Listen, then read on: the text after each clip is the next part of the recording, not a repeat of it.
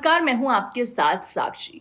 हर बार जब राजनीति ने तेज मोड़ लिया है तो शब्दों की आवाजें ही उसे नई दिशा देती हैं। आज एक ऐसा ही बयान सुना गया जिसने सियासी गलियारों में गूंज मचा दी। कोई मेरे यहां से लड़े, जीत जाए तो जानू। आजम खान ने खुला चैलेंज दिया है और बात निकलेगी तो दूर तक जाएगी, इस तरह की बात कही। ये सिर्फ एक वाक्य नहीं, एक चेतावनी है, एक चुनौती है और उसके पीछे छिपी है भरोसा, गुस्सा और उस जीत की कसक जो शायद किसी के लिए स्वीकार्य नहीं। सवाल उठता है किस तरह की लड़ाई, किसी लोग इनमें नाम लेकर शामिल होंगे और सबसे अहम, क्या ये चुनौती सिर्फ शब्दों तक सीमित रहेगी या जमीन पर भी अपनी ताकत दिखाएगी। चलिए पहले देखिए ये वीडियो। SIR का कभी विरोध नहीं हुआ। विरोध हुआ इस बात का कि उसकी टाइमिंग गलत थी।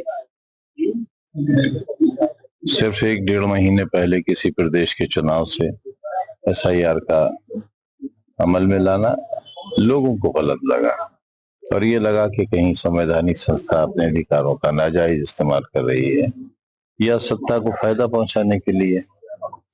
और इस बात की तस्दीक तब हुई जब एक संवैधानिक संस्था के खिलाफ एक दूसरी संवैधानिक संस्था ने अपनी व्यवस्था दी। पहले उन्होंने रिक्वेस्ट की और जब रिक्वेस्ट नहीं मानी गई तो उन्होंने आदेश दिया और ये आदेश देने वाली सुप्रीम कोर्ट ऑफ इंडिया थी।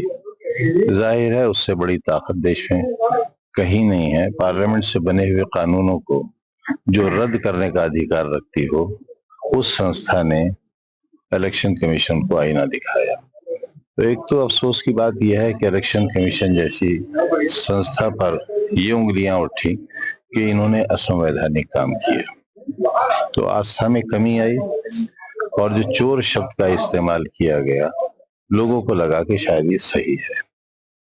अब नॉर्मल हालात में चुनाव काफी दूर हैं, ऐसे में जब SIR हो रही है तो मेरे ख्याल से किसी की मुखालिफत करने का कोई सवाल ही नहीं।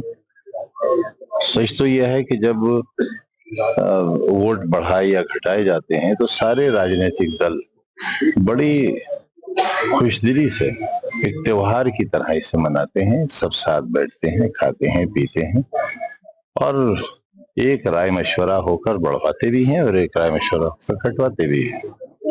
तो अब कोई विरोध न था न है। अच्छा भाई, बिहार चुनाव में भाजपा की रैली में एक ये कहा गया कि उत्तर प्रदेश में 4 माफिया थे, 3 माफिया को खत्म कर दिया गया, अब अगला नंबर किसका है?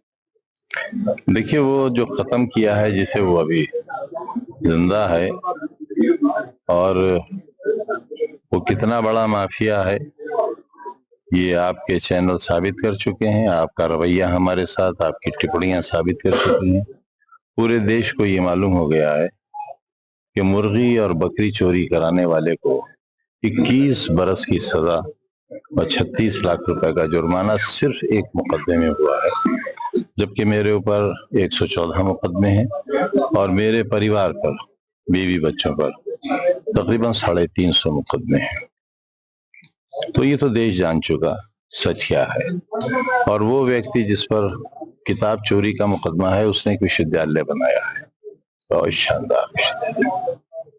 तो अगर कोई किताब चोर विश्वविद्यालय बनाता है या स्कूल बनाता है तो हमें ऐसे किताब चोर के जूते, कम से कम मैं उस किताब चोर के जूते अपने सर पर रखूंगा और उसको नमन करूंगा, उसे सैल्यूट करूंगा। अब रही जहां तक किसी नेता के कहने की, तो नेता नहीं है, उसने उसी तरह डाका मारा है यहाँ के वोटों पर जिस तरह और दूसरी जगहों पर डाका मारा गया। और वो एक ऐसे शख्स का बेटा है, मुझे माफिया कहने वाला खुद एक ऐसे शख्स का बेटा है जिसे 1975 में इमरजेंसी में ट्रेन से रामपुर के देसी कट्टों के बोरे के साथ, अटैचियों के साथ गिरफ्तार किया गया था। DIR में बंद हुआ था वो, और खुद वो भी नकल चोरी का मुजरिम रहा है। ऐसे लोगों के पास जब देश की सत्ता होगी, जब ऐसे लोग विधायक और सांसद होंगे और उन्हें केंद्र सरकार की जेड सिक्योरिटी की या वाइस प्लस की सुरक्षा मिलेगी और ब्लैक कमांडोज चलेंगे, तो आप समझ सकते हैं कि क्या होगा कानून और क्या होगी व्यवस्था। अपने गरेबान में मुंह डालकर देखना चाहिए कि जो लोग अपने अजदाद से क्रिमिनल हैं अपने अजदाद से अपराधी हैं, उन लोगों को कम से कम एहतियात बरतना चाहिए, वरना बात निकलेगी तो बहुत दूर तलक जाएगी और उनके कुछ ऐसे किस्से भी सामने आएंगे जिन्हें शायद आप दिखा भी नहीं सकेंगे, जिन्हें हमने रोक रखा है। तो सफाई दे दे, कौन मना कर रहा है? अदालत में भी चोर अपनी सफाई देता है तो उसमें क्या हो गया? अपने आप को ईमानदार साबित कर दें, बगैर बेईमानी के चुनाव करा दें। और खुद रामपुर में हम चुनौती देते हैं कि जो लोग जीते हैं हमारे कैंडिडेट के खिलाफ, खुद शहर की सीट से, अगर हिम्मत है तो देश का सबसे बड़ा व्यक्ति आकर चुनाव लड़ ले यहाँ, तो दिखा दे जीत कर। इसी पर फैसला हो जाए हमारी राजनीति का भी और उनकी राजनीति का भी। साबित हो जाएगा चोर कौन है। मुंबई में किस जरिए आज उनके बिल्डोजर चलेगा, अगर बताएं किनके यहाँ किस जरिए यहाँ पे जो लड़े चुनाव बिहार में इसके बाकी। अब बुलडोजर के पास बकौल अक्षय जी की अकल तो होती नहीं है, स्टेयरिंग होता है, लेकिन एक चीज शायद वो भी बताना भूल गए, उसमें तेल भी होता है। वो तेल बुलडोजर भी चलाता है और जरूरत पड़े तो बस्तियां भी चलाता है। चुनाव लड़ने से चल रहा लोग तो ऐसा ही कह रहे हैं। मैं थोड़ा बेवकूफ आदमी हूँ तो लोगों की सुनी बात पर यकीन करता हूँ, अपनी अकल तो मेरे पास रही नहीं। सब कैद की तन्हाइयां आंखों को चाट गई। अमित शाह जी कह रहे हैं दो लोग घूम रहे हैं यहाँ पे बिहार में और पूरी जगह बर्बाद कर रहे हैं। अब जंगल राज में कौन घूमेगा ये तो वो तय करेंगे। 20 साल से व्यवस्था परिवर्तन के बाद भी वहाँ जंगल राज है, तो हम तो इसी डर से नहीं गए कि जंगल में और जंगलियों में जाकर जिंदा वापस आना मुश्किल होगा।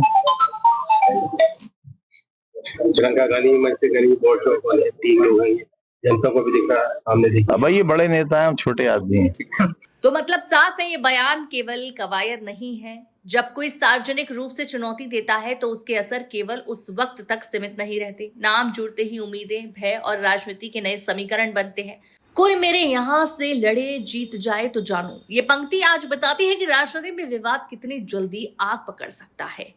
फैसला जनता का होगा। बहस, मुकाबला और वाद विवाद इसी लोकतंत्र की रचना है, और जहां चुनौती खुलकर आती है वहां नतीजे भी तेज और असरदार होते हैं। कमेंट में अपनी राय जरूर दीजिएगा।